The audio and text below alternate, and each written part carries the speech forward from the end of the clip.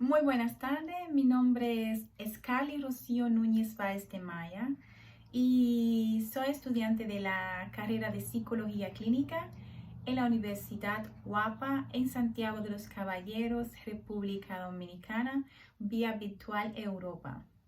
Actualmente estoy cursando la asignatura de Introducción a la Psicoterapia, al cual es correspondiente este video. El día de hoy estaré presentando el trastorno de ansiedad en un caso de paciente con miedo a las alturas.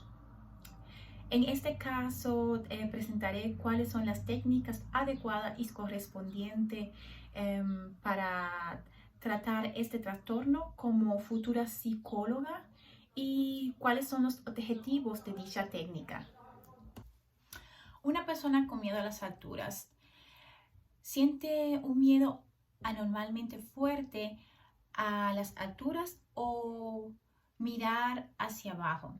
Mientras otros disfrutan de la vida, experimentan ansiedad, de mareos, sudoración, palpitación de corazón. Para algunos solo un poco escalones hacia arriba son suficientes para desencadenar los síntomas de dicho trastorno. Pero la terapia adecuada para la fobia generalmente puede ser controlada.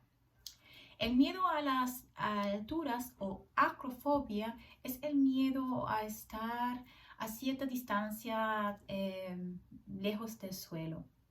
Dependiendo de qué tan fuerte sea el miedo, ya puede ocurrir al subir un simple escalón de las escaleras. El miedo a las alturas es una de las fobias específicas. Estos son trastornos de ansiedad que limitan a situaciones u objetos muy específicos. El miedo a las alturas se caracteriza por un miedo excesivo a las alturas o profundidades. Despegar es tan insoportable para los afectados o afectadas que evitan este tipo de situaciones. En la situación temida aparecen síntomas físicos y psicológicos. Los signos físicos típicos de la fobia específica incluyen dificultades para respirar, aparecen sudoración, temblores, palpitaciones, opresión del pecho al respirar y sequedad en la boca. Los signos mentales van desde temerosos hasta miedo a la muerte. Los afectados temen perder el equilibrio al caerse. Muchos también describen la sensación de ser arrastrados a las profundidades. Pasamos a lo que es el tratamiento de miedo a las alturas. La fobia específica se tratan psicoterapéuticamente. Sobre todo, los expertos recomiendan la llamada terapia de exposición como parte de la terapia cognitiva-conductual. Es decir, si quieres superar tus miedos a las alturas, tienes que enfrentar tus miedos. Con el apoyo de un terapeuta, el paciente entra en la situación temida. En el caso del miedo a las alturas, esto también se puede simular virtualmente. Entonces experimenta que sus miedos no se hacen realidad y el miedo disminuye gradualmente. Esto sucede por sí solo, porque el cuerpo no puede soportar las reacciones del miedo indefinidamente. Además, el terapeuta instruye al paciente sobre cómo lidiar con un ataque de ansiedad.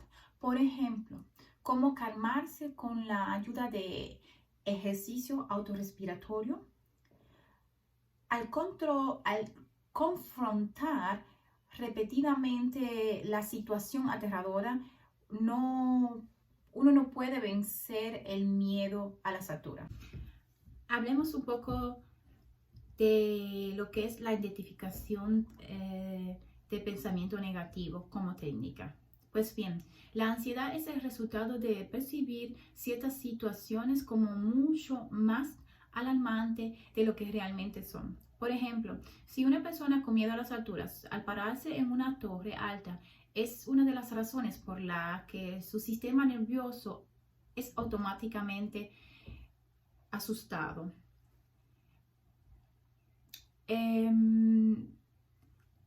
Más cuando esta persona, por ejemplo, mira las noticias o da fijar una fecha límite o tiene una reunión, por ejemplo, a las 3 p.m. con su jefe, no lo es. Eso es útil para el paciente volver sobre lo que la persona estaba pensando cuando comenzó a sentirse ansiosa.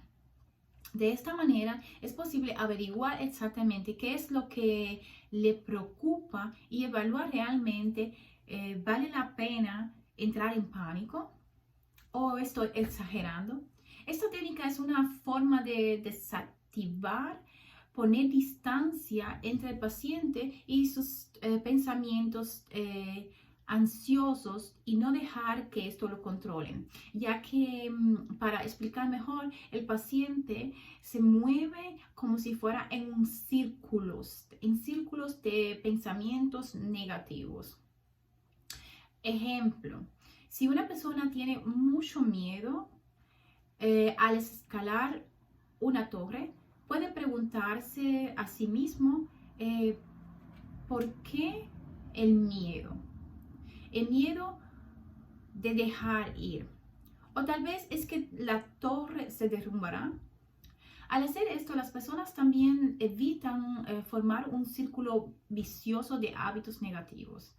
Al examinar los bucles de hábitos incómodos y motivados por el miedo, se enfrentan directamente al comportamiento que creó. Y la mayoría de las veces ese miedo tiene sus raíces en otros problemas que quizás podamos investigar y solucionar. Pasando a lo que es la técnica de concentrarse en cómo cambiar los sentimientos. Los sentimientos son fluidos e inevitablemente cambian. Con esto, un paciente puede visualizar tranquilamente cómo se sentiría cuando ya no tenga un miedo a las alturas y pueda disfrutar de una hermosa vista.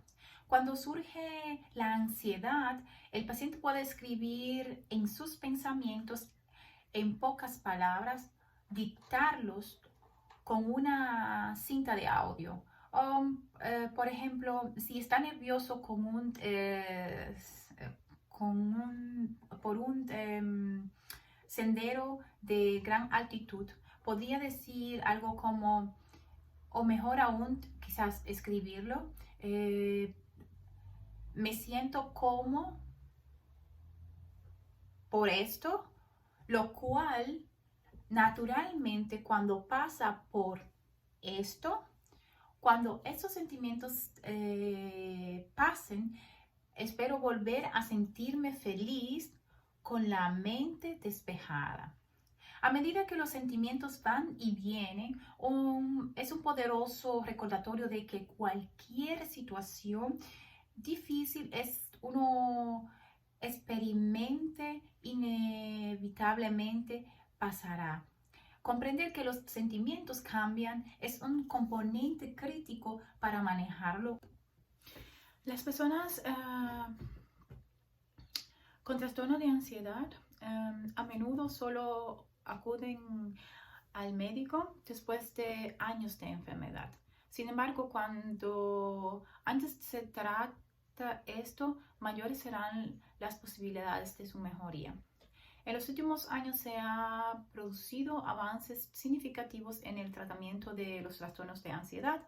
La evidencia más convincente de la eficacia se encuentra en la terapia cognitiva conductual, la cual es anteriormente presentado. Porque la psicoterapia más efectiva para tratar los trastornos es esta en el área de la ansiedad. En esto, el paciente aprende, como han demostrado, a comprender qué procesos de pensamientos subcaen o refuerzan con el miedo. El comportamiento de evitación puede corregirse conscientemente sobre esta base.